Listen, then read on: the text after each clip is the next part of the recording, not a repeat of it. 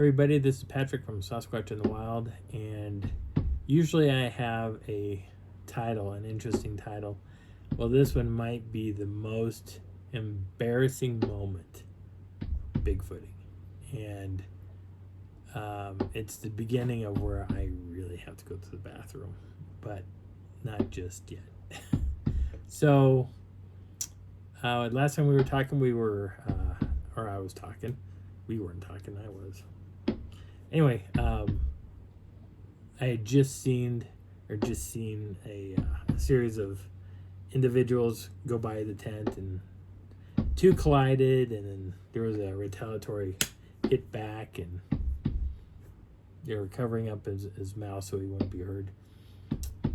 Soon after that, now I can look out the window and I can kind of see the big guy standing here in the darkness, and he's facing the back. He's facing towards the corridor of trees, and I was like, okay, I can kind of make him out, but not 100%.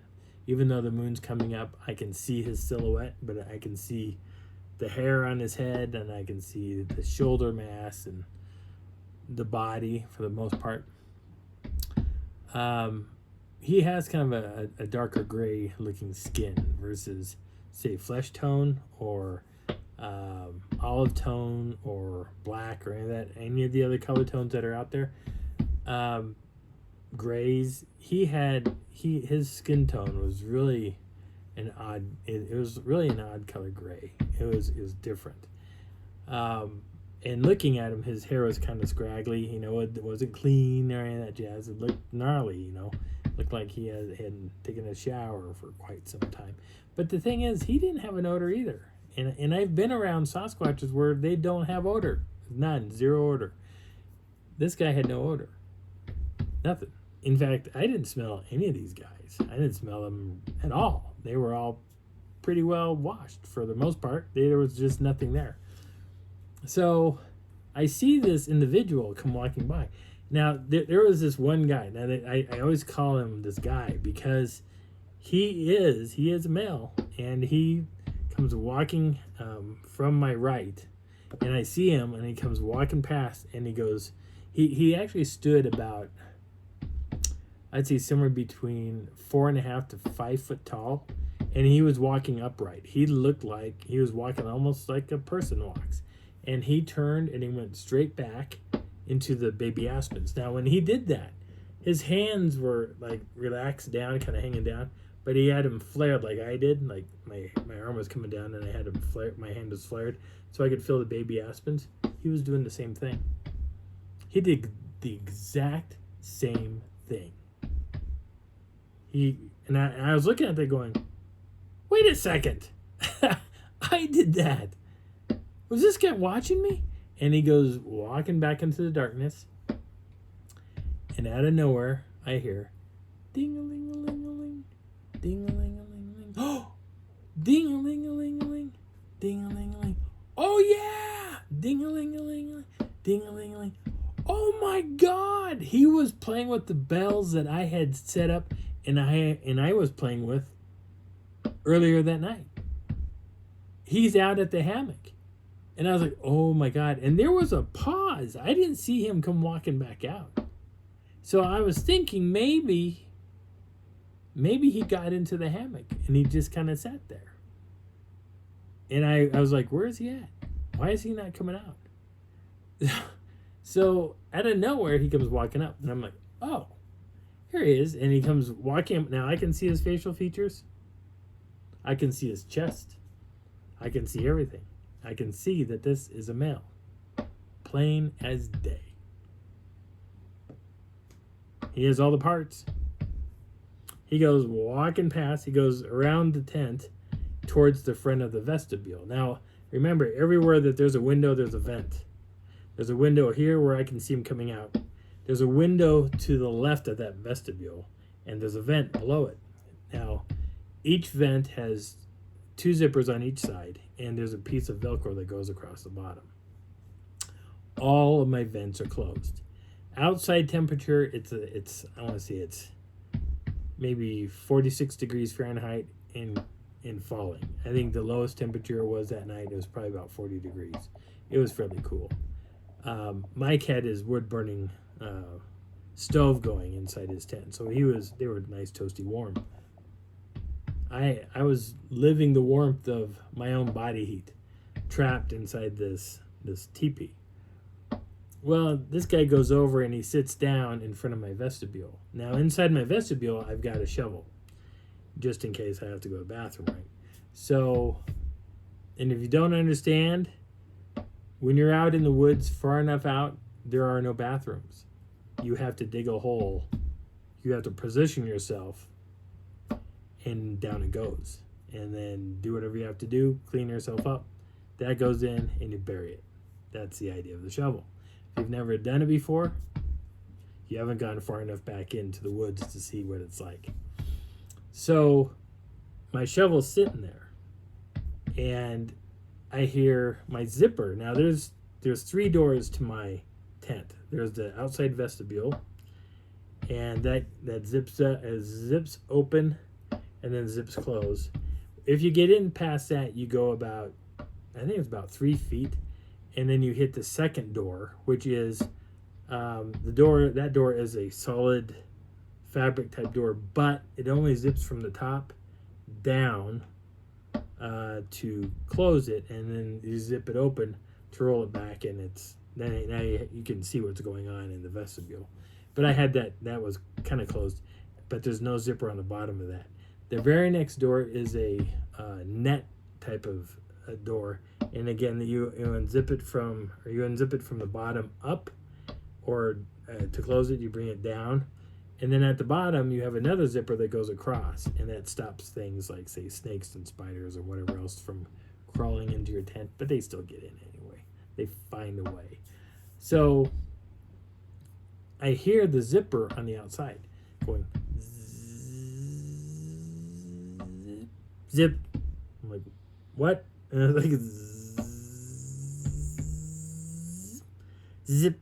And I was like, what the hell? And I was trying to think this guy's coming in.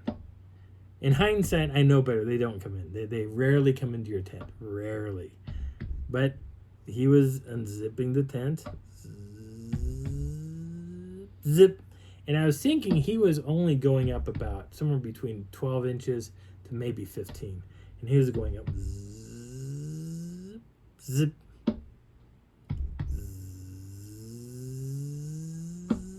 Zip. And I was thinking, if he's doing this to everybody who camps at that other camping spot, no wonder they left their tent behind, because they probably were going, oh my God! And they had to get out of there as fast as possible, because that would just been nightmarish. So if you're not prepared for it and they're playing with your zippers, yeah, it's gonna be a wake up call real fast for you. Yeah, they'll if they hear you scurrying around, they'll vacate. They'll get into a safe spot and they'll watch. They'll see it come out. They'll grab your stuff. Nope, I'm done. Nope, we're not going to come back here again. And you're going to pack everything up and you're going to drive away. Nope, I don't care. That tent can stay. I don't care. $150 is not worth my life. It's not a big deal. They don't come in. So here he is zipping, opening and closing my vestibule door. And then he goes, zzz. He doesn't close it. And I'm like, what are you doing? So I hear, Mike told me stories that he's been in his tent where all of a sudden you see this hand appear. And they can reach. They have a long reach. And he said they were reaching into his tent almost to the middle. And Mike had to get up and move his chair, watching this arm kind of filling around. Well, if they're like Mike's tent, they'll lay like this and they'll be watching. If this is a cover, they're watching Mike, and they're just feeling around trying to get to him. They're trying to get to Mike. But he steps back going, no, we're not doing this. We're not doing this today. And so he was on edge because of that. Now, my situation, I can hear the sound of it. This thing, there's a hand reaching around for stuff, and then he grabs the shovel, and he kind of I hear the shovel kind of dragging out. So the shovel blade side is facing towards my tent, towards me. The handle part is what he's got, and there's a string attached to it. and he pulls the shovel out, partially out. So he has the shovel halfway out, and the handle is all the way out.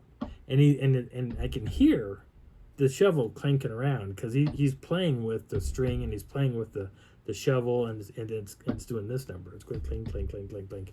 And I was like, what are you doing? And I was like, okay, I need to know what you're doing. And then I hear zip. I was like, what? So he gets up and he walks around to that window, and I'm watching him, and I can see his facial features. I see him just plain as day. He looks like a human version of a chimpanzee. Just like a human, like someone cut out a human face and put it right onto his little so-called chimp face. Pushed his nose. He just looked like a friendly individual dude. He was up to no good. So he sits down, and he's kind of sitting at first I see the back of his head, and then he kind of turns. So he's kind of facing like part of my vestibule. And he takes his hand, he takes this finger, the first finger, and his thumb, and he puts it up against the fabric, and I can see the size of his hand into my tent because the fabric's kind of wrapping around a little bit, and he starts to scrape with his fingernail across the Velcro. And I was like, what? And he goes. I was like, what are you doing? I was like, I don't understand. And so I'm looking down at that vent thinking, what are you doing? Because he hasn't gotten to the zippers yet. He isn't doing anything with the zippers. But he's going back and forth with his fingernail across that Velcro. And I was like, okay. I was like, what are you doing? I just don't understand this. He does this for probably, oh God, I would say he was doing this for about 20 minutes. He was at the front of the door for probably a good 30 minutes. And all of a sudden he stops and he takes his finger and he goes. So imagine that this is the Velcro piece, right? And this is the vent. This is all the what would it called? Like the loose netting is right here. And this piece of Velcro is keeping the cold out. And his finger is going. And at that moment, I knew what he was doing. I was like, don't. And he's going up slowly. And he goes, boop, and I can see his finger. Now, my finger is tiny compared to his finger. His finger was about that thick compared to my finger. He had a big finger, and his nail was pretty gnarly. It was pretty big. It was about that wide. So here's my thumbnail. So his thumbnail was about that much more wider than mine, and it was about that long compared to mine. And he went boop with that, and I was like, oh my God. And that I really got to see that fingernail. I was like, oh, and it was black on black with a black fingernail. And it went pop and pulled it out. And I was like, you suck. And at that moment, the air came in. And it flooded the entire thing. And I was like, oh, that sucks. So now the inside of my tent is no longer 50 degrees Fahrenheit. It's now whatever the outside temperature is. They were trying to get me to come out. They were trying to get me out of my tent. And that was their goal. And I wasn't doing it. I wasn't having that. I wasn't going to step out just yet. Now, my stomach, and I am starting to think, I have to go pee. I have to go to the bathroom. This is going to be good. So I hear something moving. And he gets up and he walks away. Boop, boop, boop. And he walks around the tent and he disappears to the right. The big guy, now, he starts to move. So I see him get up and he walks away, and he goes bump, bump, bump, and he disappears. And so I quickly looked out the back window, and I can see kind of partially where he went, and he goes over towards Trenton. He goes to the side of where Trenton's laying down, and that's where he's heading towards. And it looks like he's getting ready to sit down or crouch down or whatever. And so he's getting close to Mike's tent. And I'm like, okay. So I am sitting there like I'm seeing that the other guy disappears into the darkness, or he starts going down the corridor, and there's a little bit of light, and I can kind of make out where he's going, and then he steps off, so I don't see where he's at. Well, I hear something being drugged, and I quickly get up or move to the other window, and I see something going by. Now, so I had an issue pop up with my phone, so I'm gonna start where this was cut. But I hear something coming, and I look over to the right, and I'm trying to figure out what's coming, and I see 3 individuals go by. And I was like, wait, what is that? And the way it looked, my first thought was, that was my hammock. And I was like, they got my hammock. How did they get my hammock? Why didn't I hear the bells ringing out and carrying on all that? And whatever it is swings around, and it comes back again, and I see 3 individuals moving that log that I put all those blueberries on. And they bring it around, and they position it to like in between the 2 windows. And this log is kind of long. It's actually really pretty long.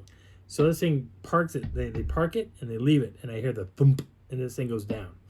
And I'm like, wait, what? And so I look outside, and I was like, I don't get it. Why would you bring the log here? That's strange. And you can see where there's some blueberries missing, but there's a whole bunch of blueberries to this one side, and there's a whole bunch of blueberries that should be here. They're gone. They've been eaten. So I was like, okay. Well, the other guy comes walking back, the guy that was ringing the bells. He comes back over, and he positions himself in between one window that I would typically be able to see out. Like I could see out and see over here, and this other one. And he was positioned in such a way that I did not have a good clean shot on him. I couldn't see him. So I was like, okay. But I heard...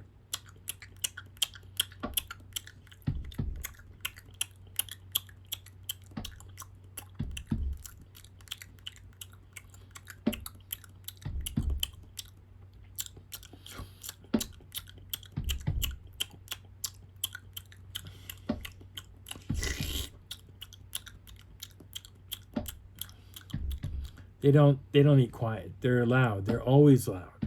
That's the first time I really got to experience a loud anything, making that much noise, eating blueberries, and he's over here chomping away. Now in the meantime, my stomach is going, and I'm like, oh no, and I can feel the need that I need to go to the bathroom, and it's not necessarily number 1.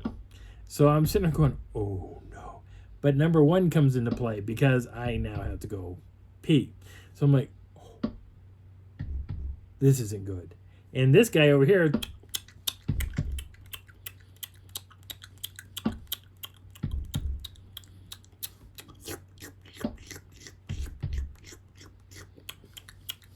I was like, ooh, and I didn't need to hear that because my stomach is now turning. And I went, Mike, and he goes, yeah. And I said, dude, I have to go to the bathroom. And he goes, I said, I have to get out. And he goes, don't. You got to stay inside. You got to stay inside. I said, Mike, I have to go to the bathroom. And he goes, hold it. So I was like, oh, my God. So I am stressing. I am beginning to sweat bullets because this isn't good. I'm in trouble. I have to go to the bathroom and really fast, right away. I got to go. And I'm being told, you got to hold it. And I'm like, oh, crap. And my stomach is turning. And, you know, you ever eat food and your stomach turns and you have to make a beeline to the bathroom as fast as you can? I don't have a bathroom.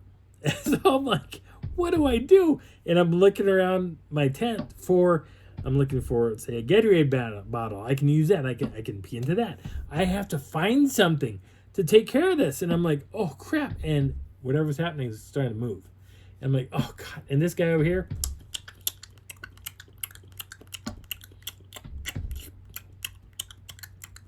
and my stomach is just going haywire. I'm like, oh crap.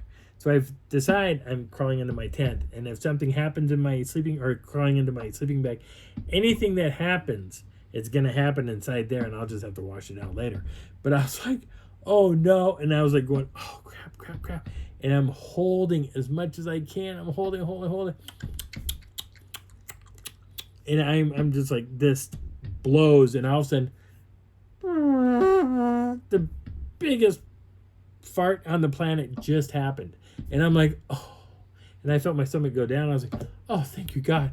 And this guy stops eating. He goes, tick, tick, tick, tick, tick. Now he steps over every single guide rope.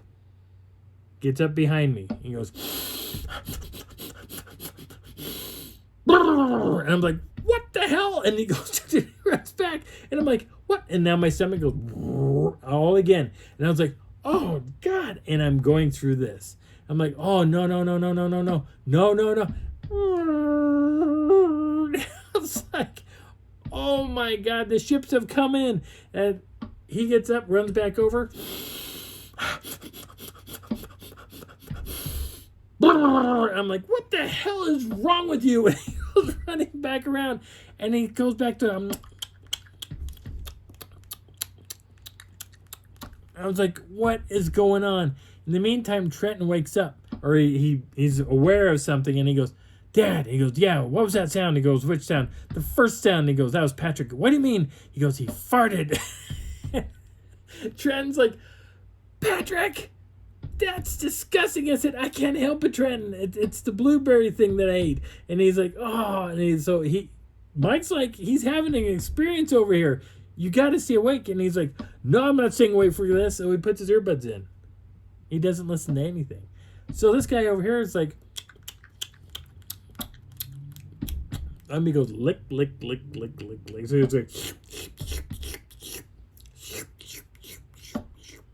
and then he goes,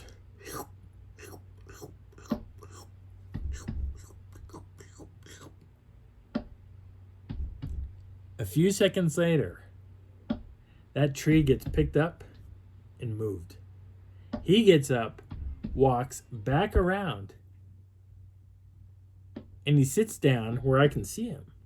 And he pulls a piece of lamb's ear off the ground, which is growing everywhere, and he proceeds to chew on it.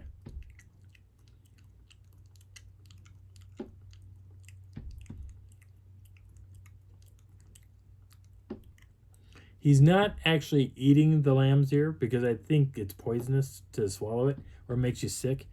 But the saliva mixing with whatever's inside lamb's ear made his stomach not go through what I went through. And for that moment, I have to cut the video because I'm pretty sure I have extended my time. So the next video will be on Wednesday, and I will talk to you then.